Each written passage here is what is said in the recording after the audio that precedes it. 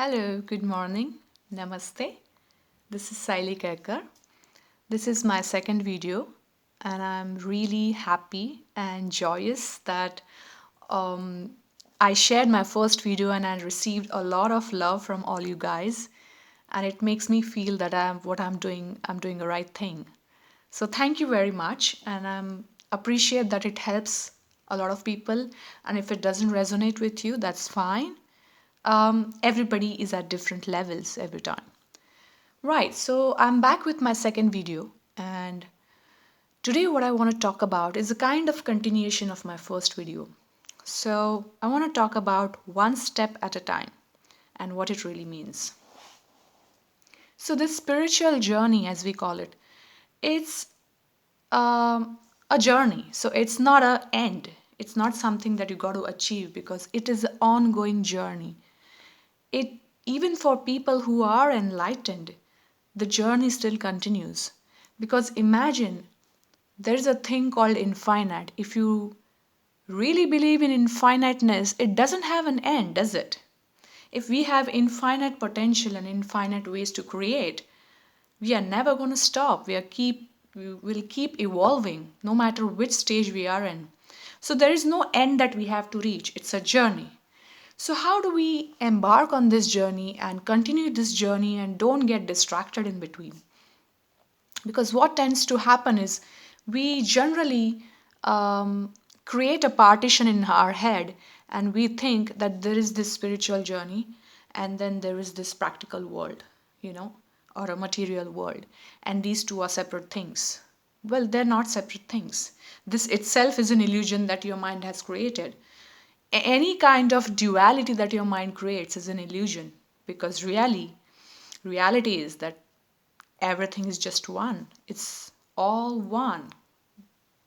Through you, beyond you, as you, everything is one.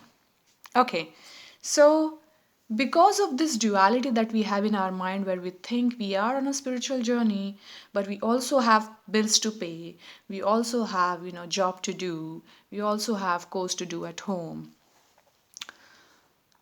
It's no different. What you are experiencing as part of reality, as practical life, is really your learning ground. Those experiences are actually all teaching you how to evolve. So it is a spiritual journey. The practical experience, as you're terming it, is nothing but part of your spiritual journey. So there is no divide. Now, if it is part of your spiritual journey, there are a lot of things that are happening in our lives. And there are multiple emotions that come to us. We sometimes feel angry, sometimes sad, sometimes hurt, sometimes joyous, sometimes pleasureful. And all of them are coming out in front of us on the life stage in the form of an expression of or what we talk or what we do, or somebody says something and we feel. So these are the experiences that are presented to you in front of you. Okay, and then you pick, oh, this is the experience that has affected me the most, and I need to see why has it affected me, and now I need to work on it. So, which are these experiences and how do you choose them? Because you can't work on everything at one time, it's not possible. Okay, your mind is very good at creating multiple scenarios for you. But when it comes to resolving these, when it comes to shifting your consciousness, you have to work one step at a time. You can't be doing too many things or you'll be lost in this journey of spiritual evolution. So, what you need to do is when you're going about your life doing various things, if there is any experience that troubles you the most, I'm using the word trouble because it somehow takes you away from your loving, peaceful state of mind.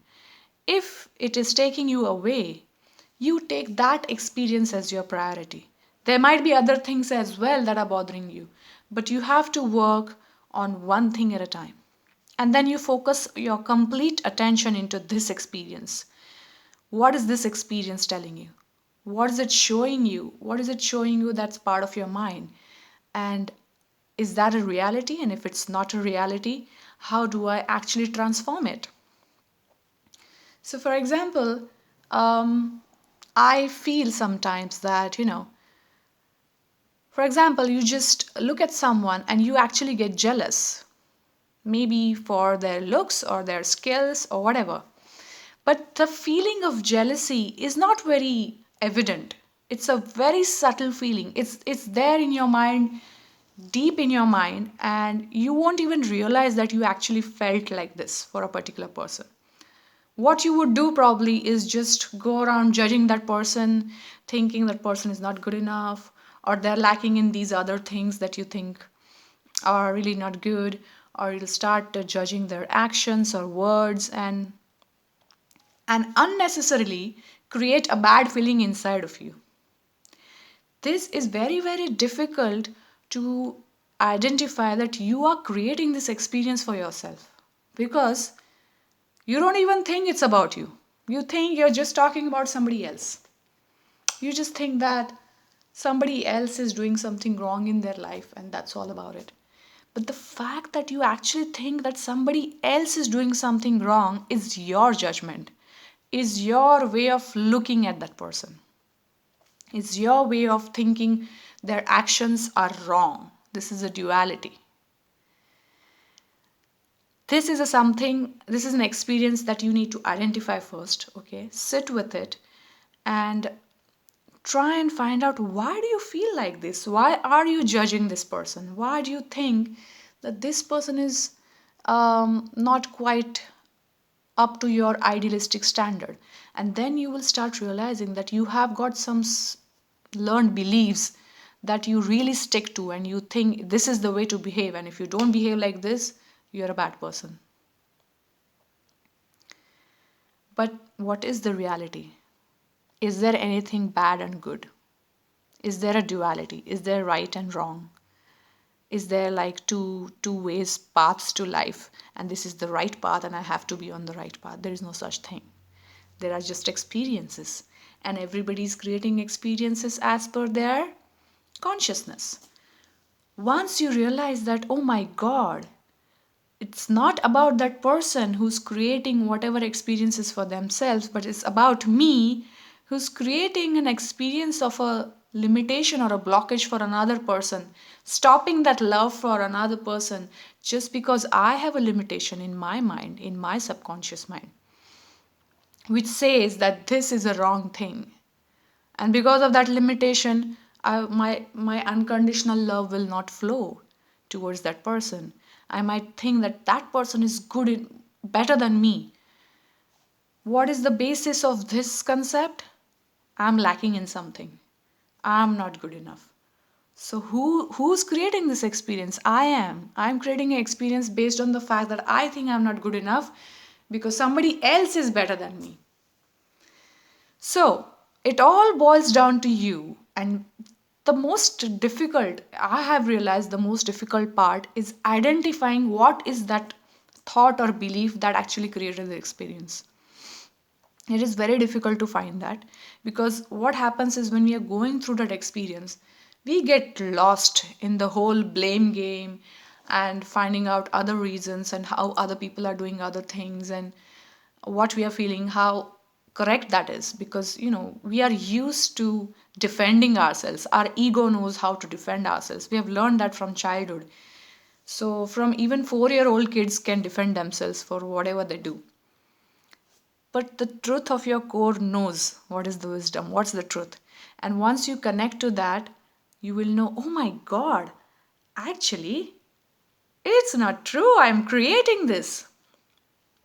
Again, when you realize, every time you realize through different experiences, it's an aha moment. It's like, whoa, okay, so that was my creation.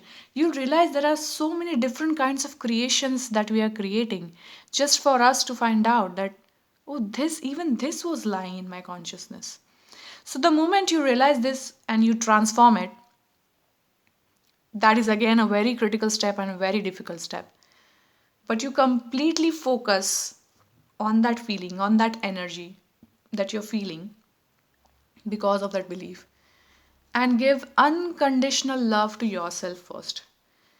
Give yourself love that I understand why I created this. I created because I needed to experience this and repair it. And I love myself for where I am today, what I'm creating. And I love everybody else involved in this experience. All the role players. I call them role players because they're playing a role for you to see this. Remember that if you just surpass the need to have any experiences, if you rise to that level of consciousness, there'll be no role players in your life. Nobody will be playing any role for you. You will be just floating in your own path. But until we reach that level, people keep playing role for us to see what lies in our consciousness. So if you are getting affected because of somebody else, they're playing a role for you. So when you are sitting with yourself and giving and pouring out this unconditional love, give unconditional love to self and to all the role players involved in that experience. Realize that they are not the people who are hurting you, but they are the people who are helping you to realize this. They are actually helping you to go through the experience so that you could rise. Once you realize that they are helping you, you can start projecting out your unconditional love to all the role players involved, all the people who made you this realization. And once that projection is out, you will be in a place where you would just know what is the next step that you need to do. You may not need to be doing anything. It is not always required to take a physical action in every experience. Sometimes, when you take a physical action, it really goes deep down into your DNA. It gets burned in your DNA that I have resolved this. I have resolved this block in my mind, and I now completely and truly unconditionally love everyone involved, including me. But sometimes you don't need to take any action at all. You just need, if you feel that love flowing in your head, it just gets resolved. It's gone. And once it's gone, you do not create those experiences after that. You will not have a similar experience of feeling jealousy or feeling less because of somebody else, because you would have resolved it. But if you haven't resolved it completely, if there is still some energy remaining which has a lack energy, uh, it will be recreated again in your life. If it gets recreated, it's fine. The next time you will be even more efficient. You will know right head on, oh, this is my creation, it's happening again. And you know what? Actually, there are so many things that we keep creating again and again and again. And that's how we're creating life. And they're happening again and again because universe is screaming at us, look at this. This is what you are. This is what you're creating it. Have a look and do something about it if it's affecting you. So it's just that, remember, it's not an ugly situation or bad people or anything. It's just the universe is helping you. So take the clue and keep working at it, one step at a time. The one step at a time is so important. What happens, tends to happen, is when we are getting really deep inside a break, inside these blocks, that I am calling these breaks or blocks, all these beliefs, because they're actually blocking us from our true potential. When we are working on this, there are lots of other distractions that keep coming to us. Because I'm also feeling fear of this. I'm also feeling upset about this situation. I'm also feeling fear of my future or whatever. But focus on one break at a time. One break at a time. And once you resolve that energy, once you transform that energy, then you move on to the next experience. Because understand that many of these blocks, energies, are interrelated. Sometimes when you work on one particular block, it kind of resolves many of your life situations.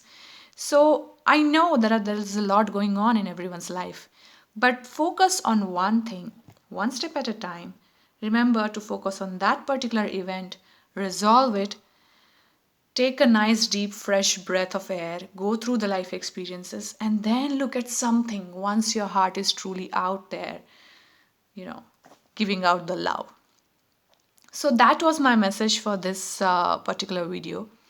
And if you have any questions, if you are going through anything and you want to have some help of how do I go about this, please send a message to me. Please write a comment. I'll be really happy to help you. And I'm here. So thank you again for listening to me, and hope this video again has helped you in some way. Love you all. Bye.